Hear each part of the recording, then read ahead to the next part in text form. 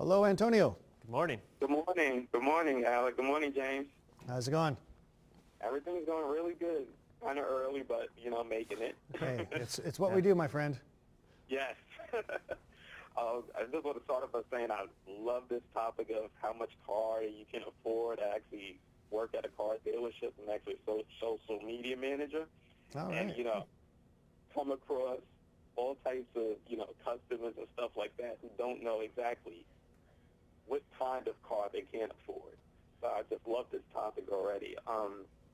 One of my first questions is, how should we determine how much car we can really afford after all the price of the car isn't the whole story, right? Yeah, that's exactly right. And I think a lot of customers get caught up on what you're going to pay for that vehicle up front, that purchase price.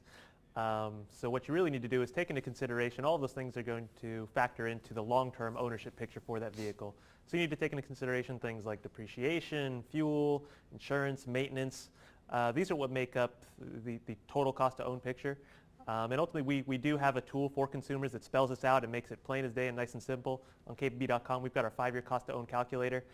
So you just plug in the vehicle you're looking at and we break it down for you and give you all the details that you're going to need to make that determination. I completely agree with that. My next question is, where can we look out to find which cars are safest and how much insurance is going to set us back? Well, when you're using, a service like Alec was just saying, a cost of ownership tool, that's a great first start. If you want to know about safety ratings, go to the different government testing sites. Go to the IHS, the Insurance Institute, to see how their vehicle's tested. I think a good example of a smart used car is this Chevrolet Impala here for a couple reasons. First off, according to the IHS, it's a good safety rating from front and side crashes, so that's important if you're looking, especially to put maybe a graduate into this car, hence the very large hat we have here.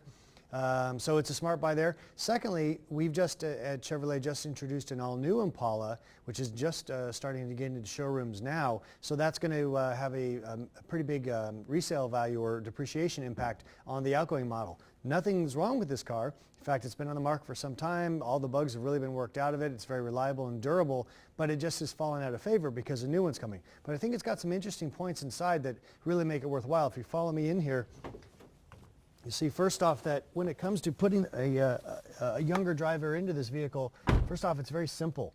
You don't have a lot of distractions in here. The visibility is very good. It's a very point and shoot kind of vehicle. Even the gear changing device here has very little distraction to it. Airbags in many of the corners. I think also when you're looking at buying a used car, or any vehicle for that matter, it's important to look at the back seat, make sure that it's going to fit not only any passengers you might have in the car, but if you're also going to be carrying these extra cargo back there, if it goes in the back seat or the trunk, you want to make sure this car really fits your lifestyle, not just looks cool and impresses your friends.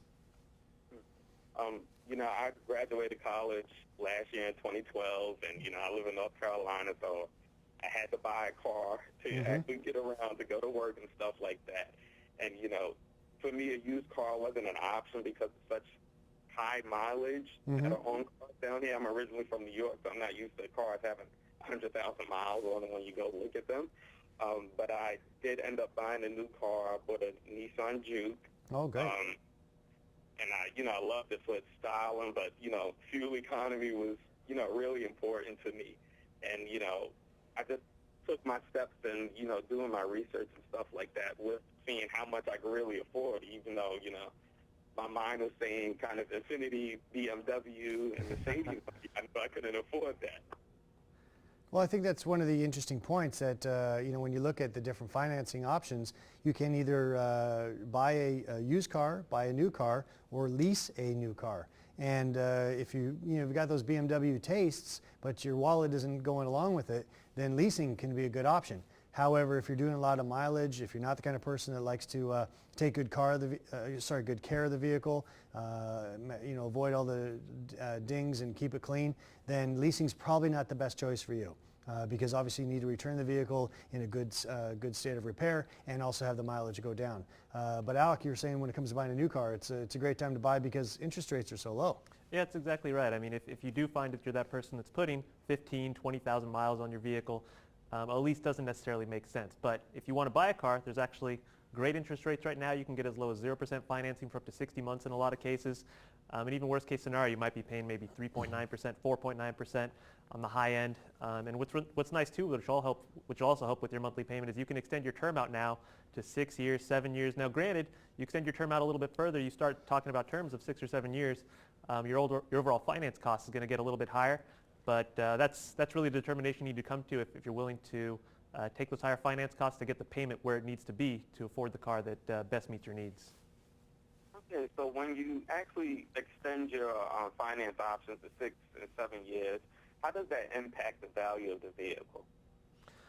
Well, I think just by extending your term, you're not necessarily going to see the value of your vehicle be impacted negatively. I mean, ultimately, your value is going to be determined based on the condition that your vehicle's in, the number of miles that you put on it over that span. So if you extend your term out to 6 or 7 years, rather than say 4 or 5 years, which tends to be more towards the norm, you're going to find that your value isn't necessarily affected. It's really going to be determined based on the way you drive and the number of miles you put on the vehicle. So it depends on when you're trying to sell that car, after 4, 5, 6, or 7 years. And Alec, you guys are all smart over at KBB. If memory serves, the biggest part of the depreciation happens in the first couple of years of ownership. So if you extend your payments out to 7 years, let's say, but the first 3 years is where the dip's going to happen the most. That's where the hill is the steepest. No, that's exactly right. I mean, you take the biggest hit in terms of depreciation those first couple of years. So, okay. So by extending that out, yeah, you're not going to be seeing much depreciation in years 4, 5, 6, and 7 necessarily.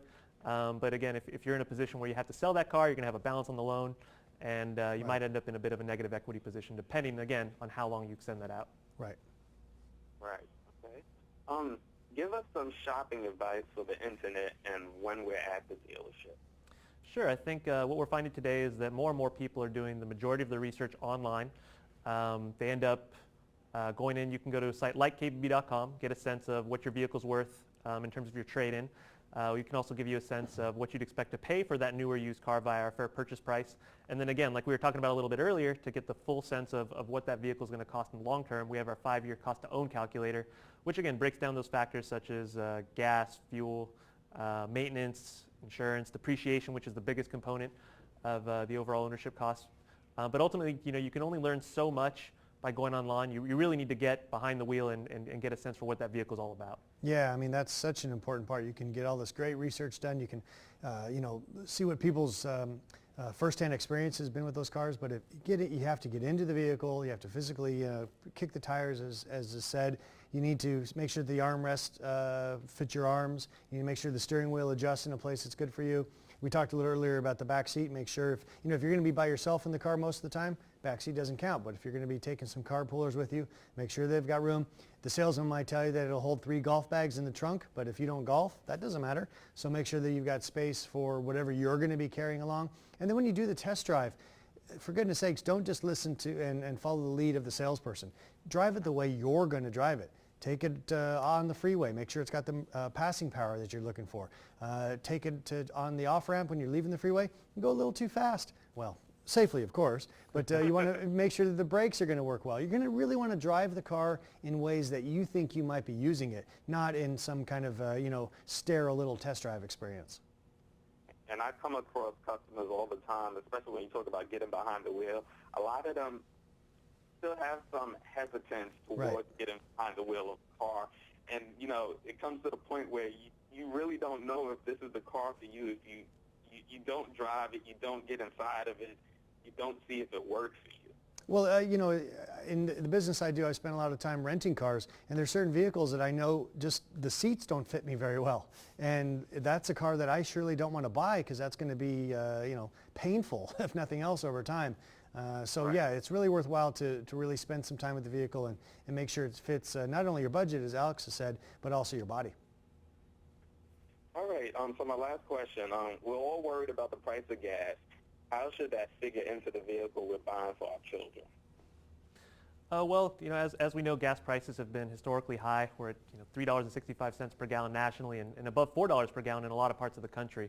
So gas is definitely an important factor in terms of what you're going to pay for that vehicle in the long term, which again, I have to defer back to our 5-year cost to own calculator on our website, because that's going to spell out what that cost of fuel is going to, or how that cost of fuel is going to impact the long-term ownership picture for that vehicle based on your driving habits. You can go in there, change around the mileage, based on the vehicle you're looking at, which is going to factor in that vehicle-specific fuel economy, and that's going to give you a truer sense of how fluctuating gas prices will really influence what you're going to pay for that vehicle in the long term. So again, just keep going back to it, but stressing that long-term ownership picture rather than what you're going to pay today up front. Yeah, it's not very sexy, but it's very wise. Right. When I now looking at my fuel economy, sometimes I like to have fun and put it in sport mode, and as fuel economy drops, and I get kind of a little bit upset because I know I drive a lot. But I think fuel economy is really important, and especially people my age, a lot of people look at fast cars and all of that other stuff. But when you factor in if you have to pay for premium fuel like I do, it's something that you actually need to consider. Premium fuel, and also a younger driver buying a sporty car, insurance is going to get you. Between spending too much on fuel and spending too much for insurance, you're suddenly not going on many dates. All right. One last question, actually. James, for, recent college students, what GM vehicles should they take a look at? I hate to do this to you, but we've got to go drive some cars, but let's do this again soon. Okay, definitely. All right. Thank you so much. Thank you.